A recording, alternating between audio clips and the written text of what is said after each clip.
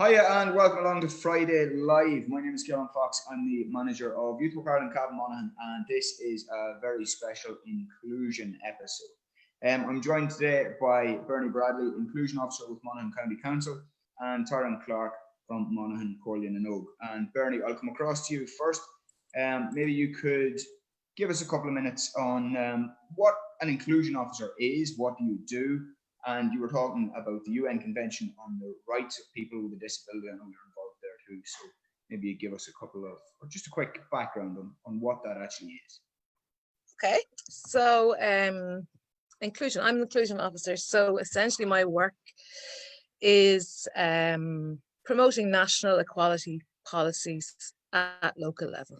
In the local, Monaghan County Council is the local government. So it's taken our work around promoting equality and inclusion from government down to Monaghan level. And the large part of my job is working within the council, looking at how we do our work, how we communicate, how we deliver our services, and see, are we making it difficult for some people to access our services? Are we forgetting about people in the community who may want to use our services but can't because of the way that we deliver them?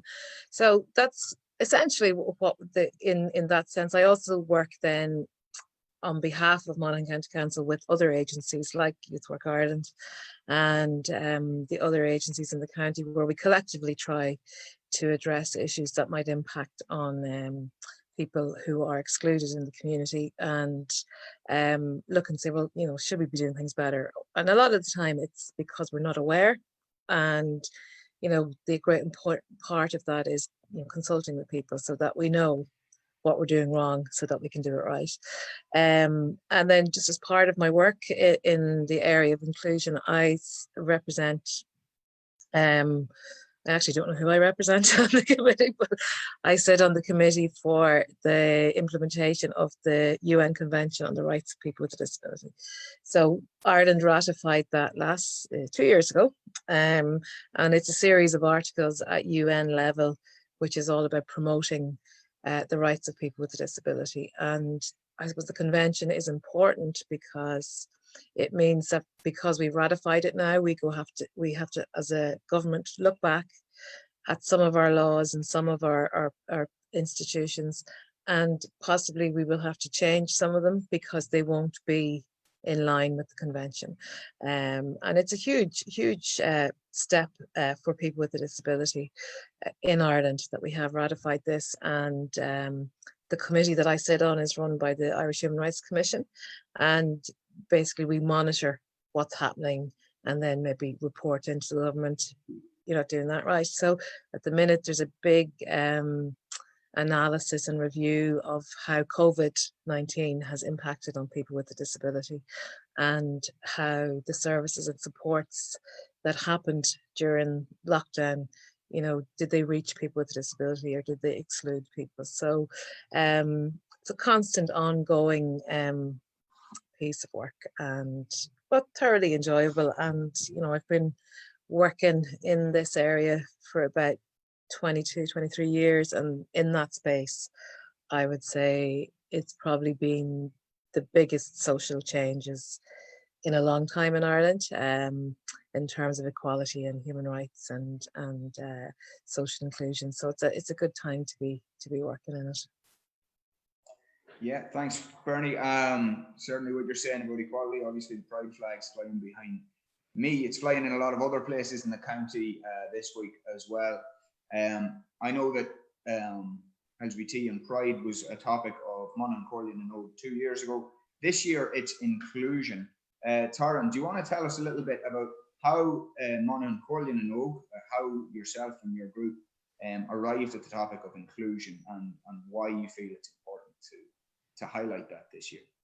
Yeah, well, inclusion is a massive topic. It's a very broad topic. It's very important, and at the moment it's very topical as well with everything going on. But we felt that it was a bit too broad just to focus in on, and we thought that focusing in on inclusion for those with disabilities would be better. We could get more work done.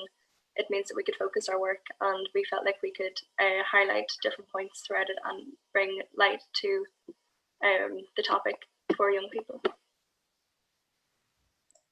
Thank you. And already we're getting a question in. Bernie, perhaps you can answer it. Are there any Monaghan-wide school programs that focus around inclusion? Ronan's after sending us that. Is that within schools or general? Yes. Just in the schools? Well, we finished a pilot program in June. It was run through the Peace Programme of the County Council called the School of Sanctuary. And that was around celebrating and promoting inclusion across the schools in the county. We had 3 pilot sites, one in Ballybay, one in Largy College in Clones, and the preschool in Ballybay. And I suppose we became the first school, secondary school and preschool of sanctuary in Ireland. And we've since got funding now. Hopefully towards the end of the year, we will have the position in place to roll that out across the county. And that is around working with schools to celebrate the uniqueness and the diversity of everybody that's in the school.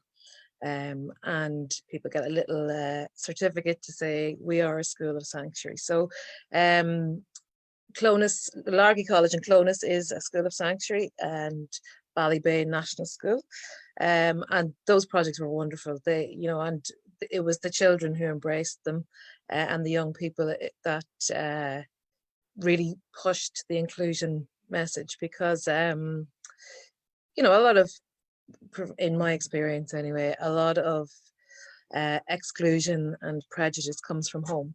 You know, young people and children are not born with prejudice, and they're not born with discrimination. They're taught it, you know, and a lot of time it comes from the home environment, or they're listening to languages and, you know, listening to phrases or terms about people, and then it's repeated. So focusing on young people to promote inclusion is a great way to go. So yeah, there will be a county-wide initiative. We were due to have somebody in post, but obviously lockdown meant we couldn't have any interviews. So yes, it is something. If you want to look up the School of Sanctuary online, you'll see there's things that involve and what we'll be hoping to do. Thanks, Bernie. Thanks, Ronan, for sending that in. And we will post a link to the School of Sanctuary in the comments below this video just after we finish. But for now, I'm going to hand over to yourself, Taryn. I know that yourself and Bernie are going to have a conversation around some of the questions that you as Corlean and Og have come up with, and would like to have a conversation around inclusion and disabilities. So I'll see you at the end, but enjoy. Brilliant, thank you very much. So, as you know, I have a few questions prepared for you, Bernie. Hope you're all up with that. In the hot seat. So the first question is, what is a disability and what do we mean by the topic of inclusion?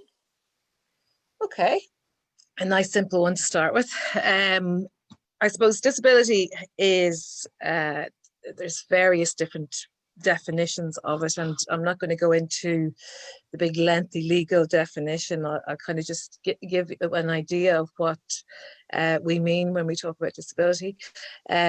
In our laws, in the laws of Ireland, particularly our equality law, having a disability is defined as somebody who has significant or some restriction on either taking part in a job, education, training, social or cultural activities,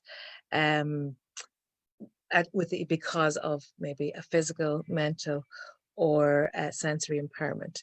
So having a disability essentially is something that impacts on your ability to fully participate in your society. So that might be, you know, maybe a person who is visually impaired, you know, and so or somebody who has a hearing impairment. So it is in comparison, I suppose, to people who don't have a disability. That's kind of where it's pitched now. There's lots of lengthy descriptions of it, but it's essentially, if you have a condition or an impairment that affects how you engage in society, then you would be classified as having a disability. And that can be somebody with a chronic illness, people with mental health difficulties, you know, anything that really is a barrier or something that creates a little bit, makes it a little bit harder. we would operate, I suppose, from the social model of disability. And I think in terms of inclusion, what's really important is that we have two models of disability, the medical model and the social model. So the social model is something that I would certainly promote and agree with, and it's the inclusive model. The medical model is very much old, so it would say, well, the person who uses a wheelchair can't come into that building because they use a wheelchair. So it is placing the blame on the person.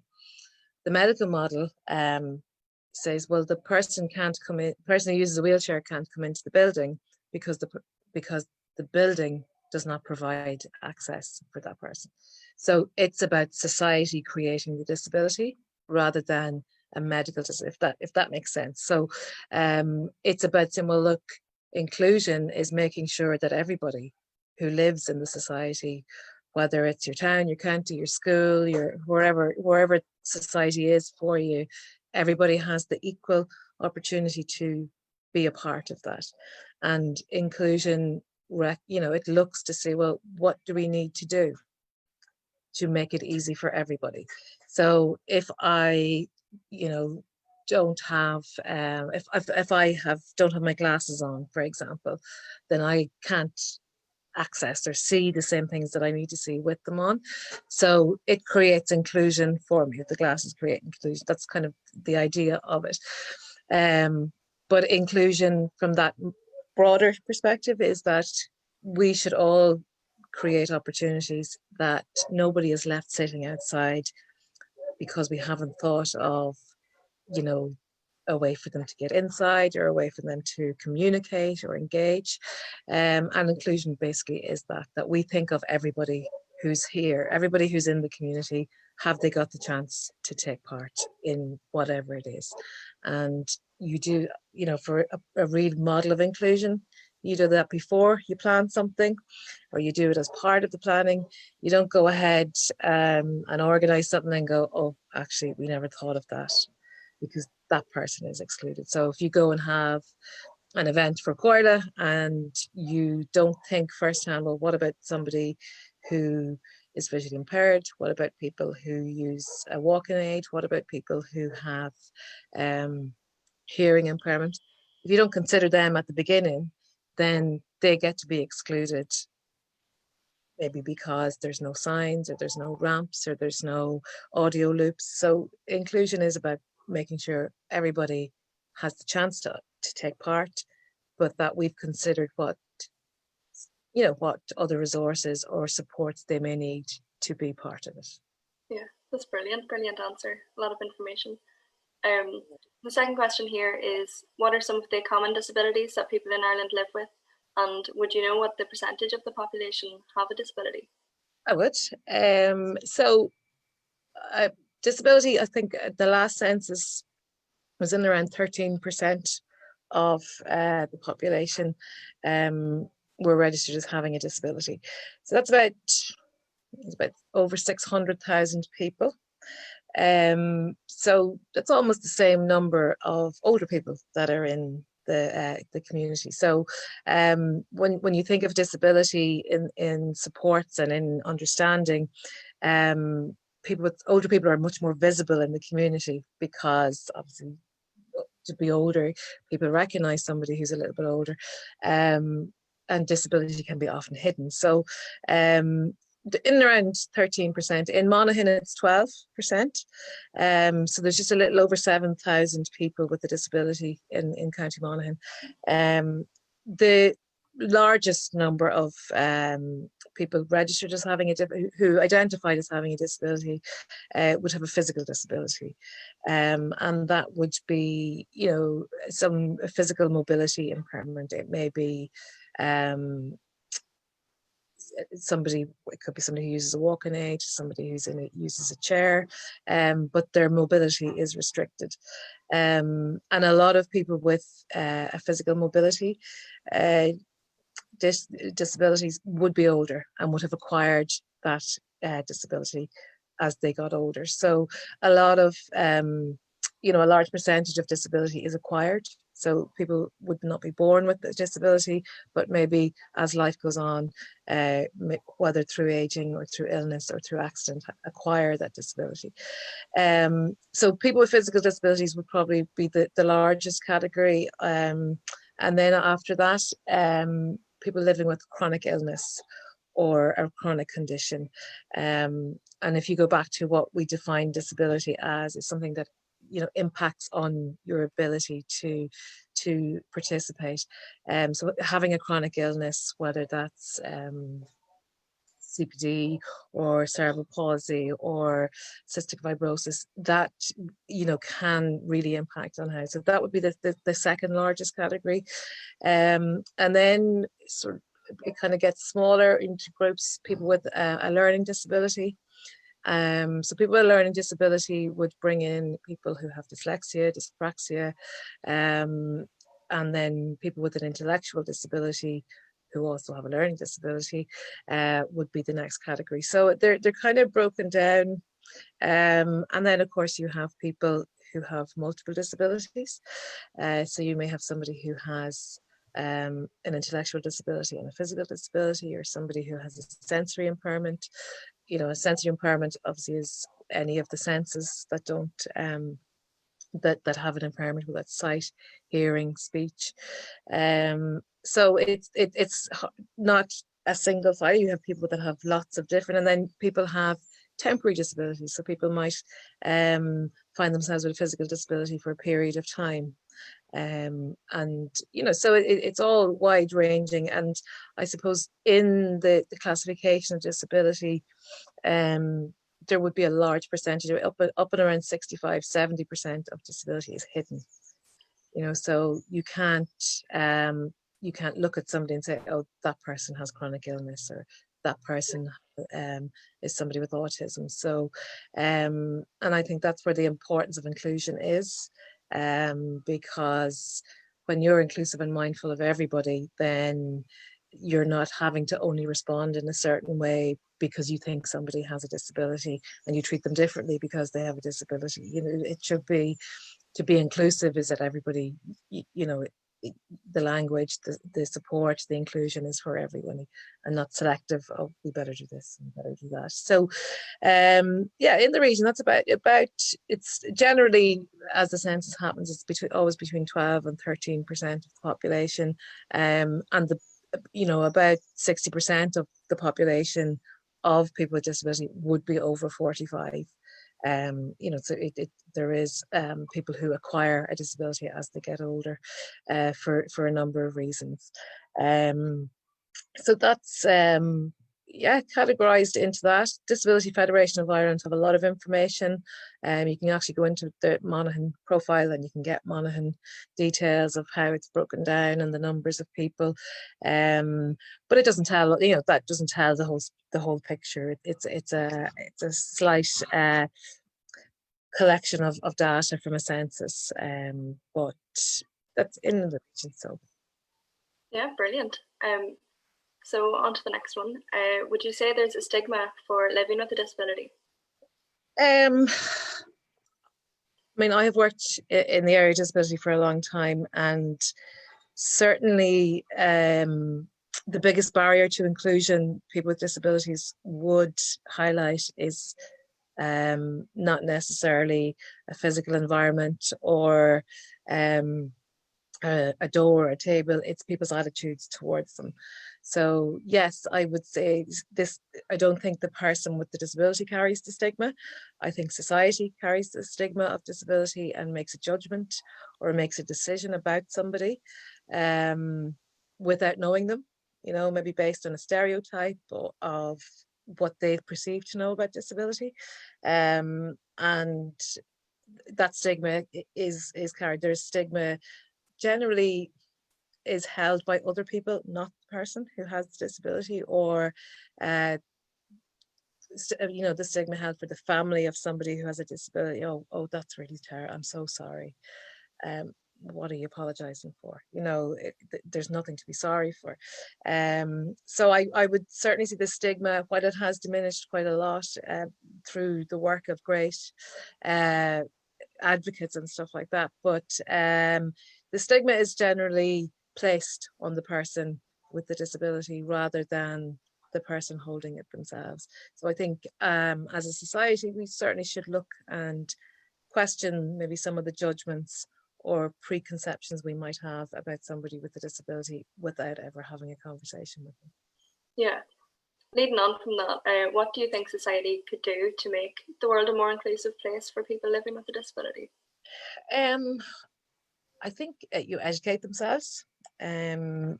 Firstly, you know, making an understanding of yourself, and like I often, would hear people when we'd be working, talking to somebody who's with the person with the disability instead of talking to the person with the disability. So a lot of the time people make an assumption or a judgment about somebody, maybe about the capacity they have, the skills they have, the ability they have, without actually knowing that person. Or even so, the main thing is that if we can create opportunities to include people with disability, to treat everybody with a disability individually. And I think sometimes that category of, people with disabilities, they're all the same and everybody's the same, and all people with autism are this and all people with Down syndrome are this. Those kind of classifications are really exclusive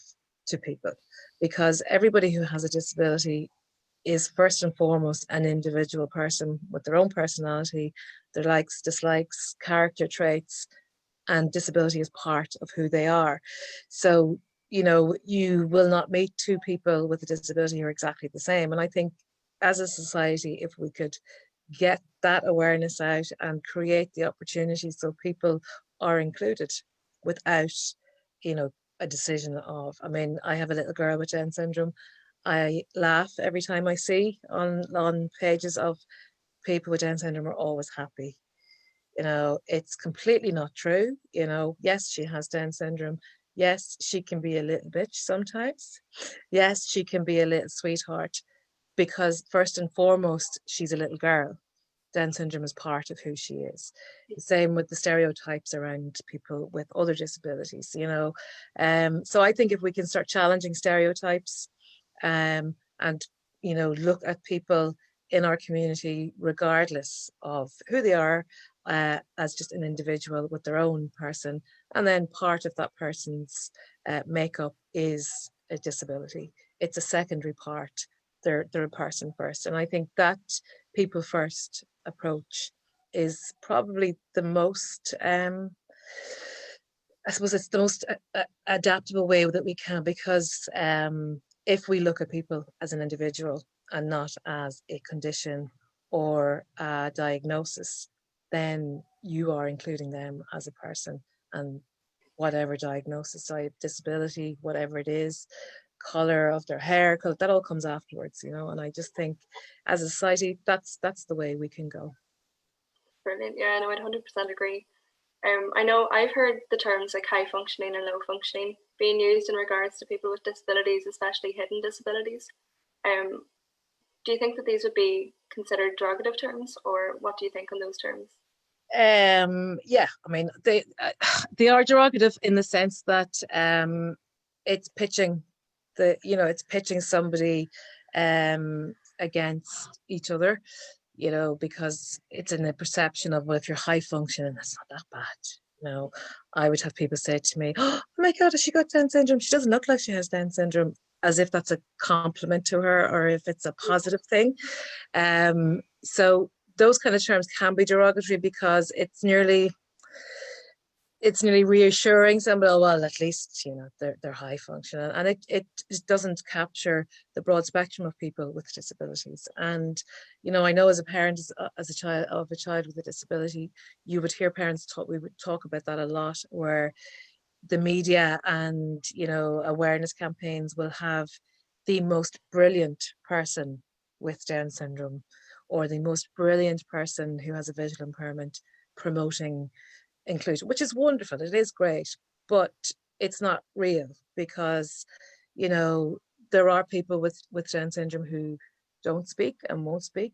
That's okay, because they have other ways of communicating. There are people with physical disabilities who, you know, can operate independently in their own home, and there's people who can't.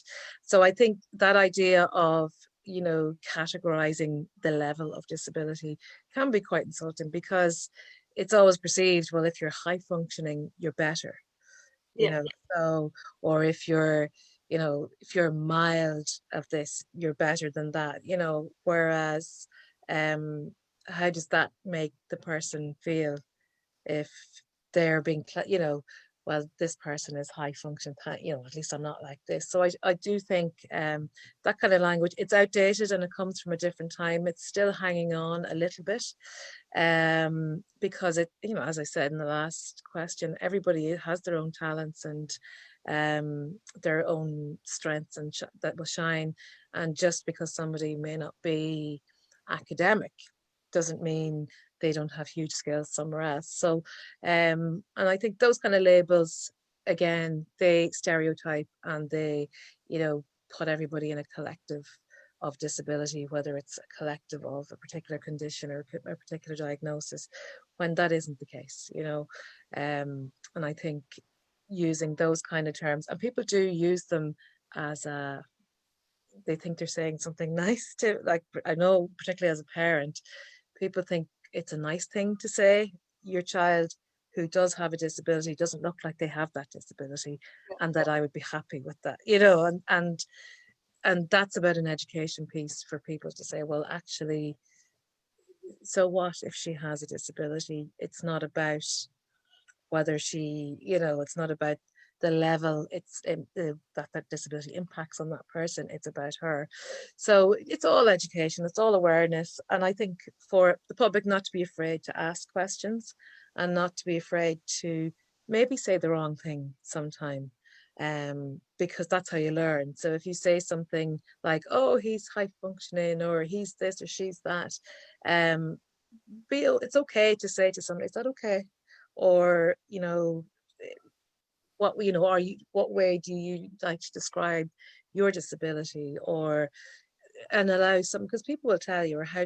So I think we can learn by asking questions rather than avoiding questions or making assumptions. And I think for the most part, people with a disability or parents of children with disability would actually welcome the opportunity to share, you know, information about whether it's autism or cerebral palsy or being a wheelchair user or being somebody who's deaf. I think people would welcome the opportunity to tell people, because that's inclusion. You know, you're involving somebody in a conversation. And I think the key to inclusion of all aspects in society is education and awareness.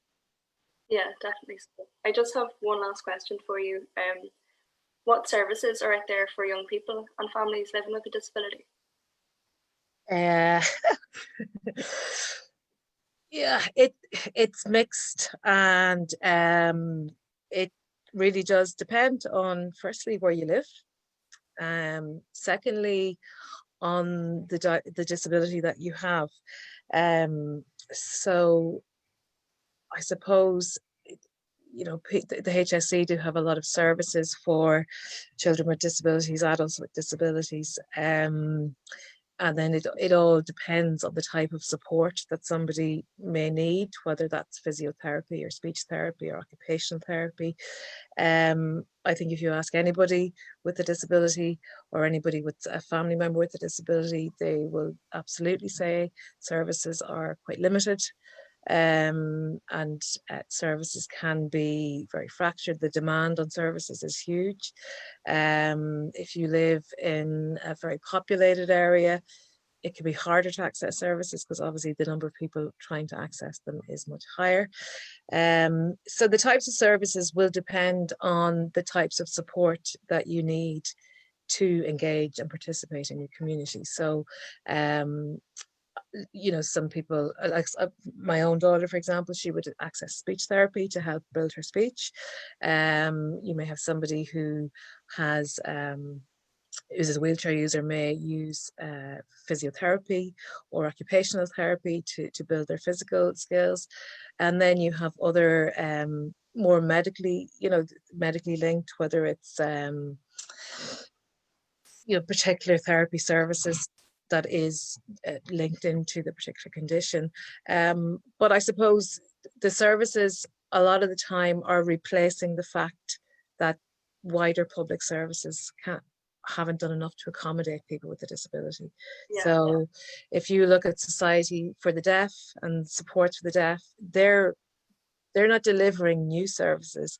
They're providing information and support around other services because those services haven't provided them in a way that people who are deaf can access them. Similarly, so with other services of blind. So a lot of the time, you will find support services for people with disability are plugging a hole for the likes of a county council or the HSE or social protection. So you would hope in time that would change, that people with disabilities will be able to access any service of the state by going into that particular service, and they will have accommodated their service delivery to suit anybody's needs. And then the other interventions are just dependent. So the types of services are, for the most part, not enough. And the investment in disability supports and services is increasing, and has increased over the last maybe 20 years.